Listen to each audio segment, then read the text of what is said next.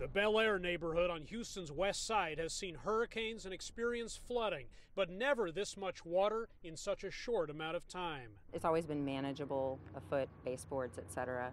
This one kind of hit everyone really hard. Kelly, Jenks, and other residents came home to haul away possessions which Hurricane Harvey soaked and smashed. The rain is gone, but the water, which was several feet high in many of these houses, is still around. Everybody's out here trying to, mitigate as much damage as possible. It makes me sad. I know a lot of people lost everything. A handful of homes in this neighborhood were spared. This one behind us here is one of them. It sits up a little bit higher. That's probably why. The residents here have a couple of bags of trash, that's all. But as we swing around here, you can see their neighbors. They were hit hard, almost every one of them. The damage is still invisible in parts of this sprawling city, which remain flooded and under mandatory evacuation. Water released from 2 reservoirs, which protect downtown Houston, could keep 20,000 homes submerged for another 2 weeks.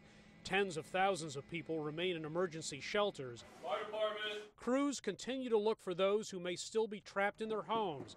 The cleanup across Texas is expected to cost tens of billions of dollars and last years. It's overwhelming, really. David Roberts lives in the Meyerland section of Houston. His home was also battered this past weekend.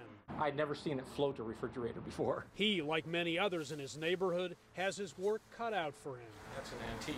A lot of really, really nice houses, and they're virtually all going to be gone now. It's going to completely change this whole neighborhood. The rebuilding will last a lot longer than the storm itself. More than 1,000 housing inspectors are on the ground in the state. Getting contractors and getting supplies and drywall and getting electricians is going to be the bottleneck here. So I talked to For Melissa Taldekin, the focus is on the here and now. I have respiratory problems, and so does my daughter.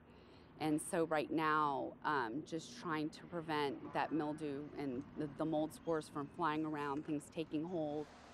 The hurricane was just the beginning of the problems in Bel Air and Meyerwood and other hard-hit areas. It's just been this prolonged, nightmare. It didn't stop. It just didn't stop, and it still hasn't stopped for some people, and that's what's so devastating. It's going to be tough for a lot of folks for quite some time. Hendrik Sabrandi, CGTN, Houston.